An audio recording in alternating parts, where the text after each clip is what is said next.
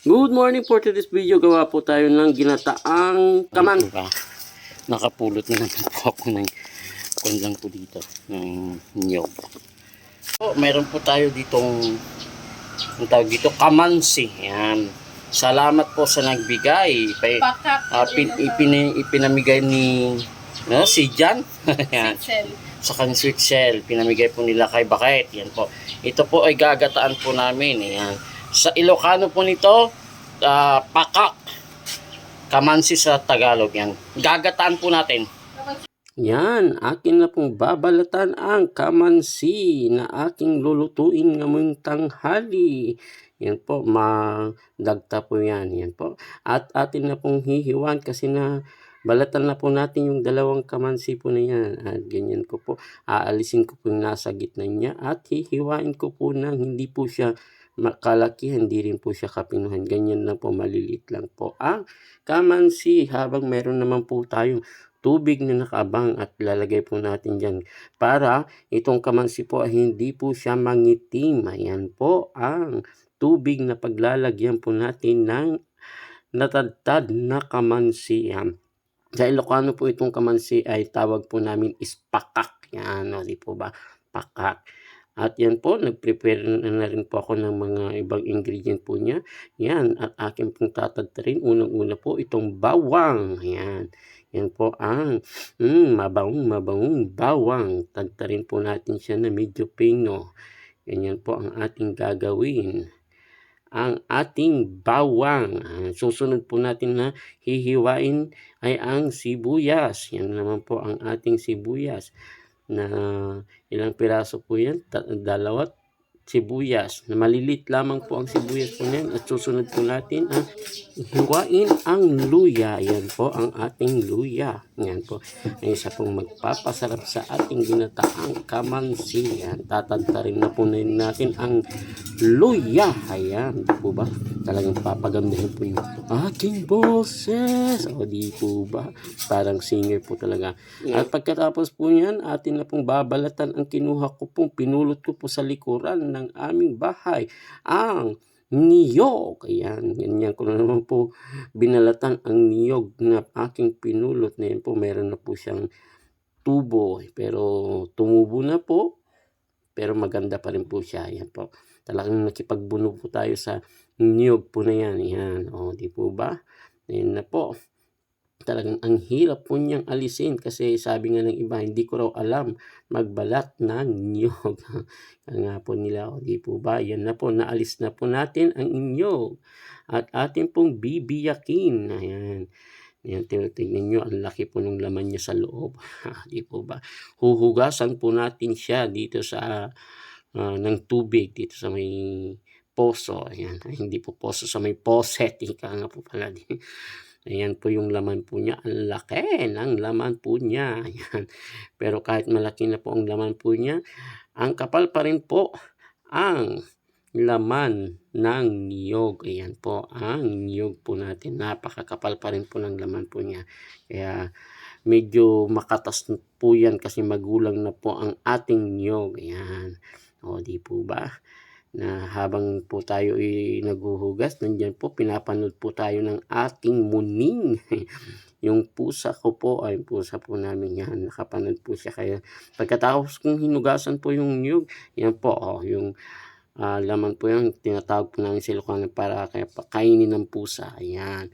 Atin na rin po kinudkod o kinayod ang niyog. Ayan. O di po ba? Pagkatapos natin kinayod ang niyog, nagpakuluri rin po tayo ng tubig para ilalagay po natin dito sa may kinayod na niyog. Ayan. Di po ba? Ang bilis ko magkayod kasi medyo mapuro na yan. Lagay na po natin yung pinakulo ko po kaninang mainit na tubig. Yan. Para maluto po yung kinayod ko pong nyog. Ngayon, pipigain na po natin kasi medyo lumamig na po yung tubig na aking pong nakuha po natin ang katas ng nyog. Katas di po ba? Katas ng nyog, hindi kung anong katas ng sinasabing kayo naman. Yan po, ganyan po karami ang nakuha ko pong katas ng nyog. At yan po, mayroon din po kaming natirang konting karne ng baboy. Yan po. Akin pong isasahog.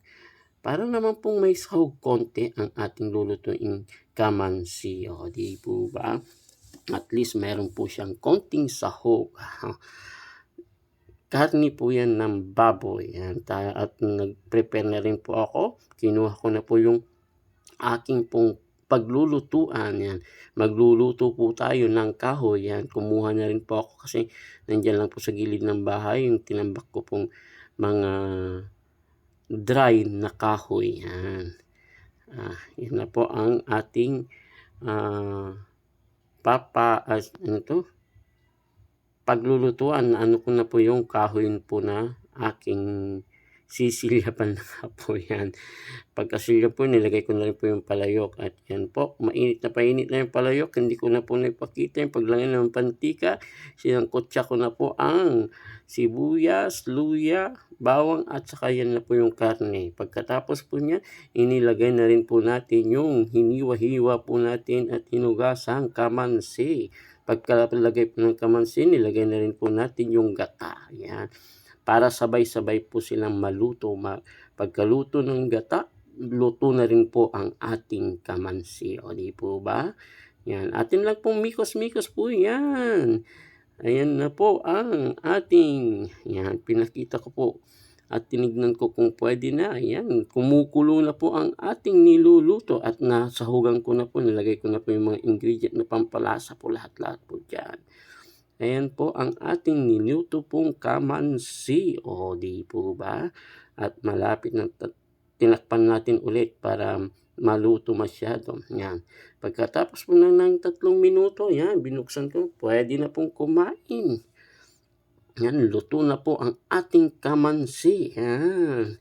At akin na pong kinuha para ilagay na po dun sa favorite place po namin. Favorite place dito po sa May Kupo. Diyan po kami palaging kumakain ng pananghalian. Kaya yan po, nag-alis na po ako ng aking apron. Yan. At tinawag ko na rin si Mrs. Macy's. Kain na tayo. Kakang ganun. Yan na naman po yung 2 pusa po namin na maingay. Kaya yan po, inuna ko muna po silang nilagyan po ng pagkain po nila. Yan, ulam din po nila ay kamansi. O, di po ba?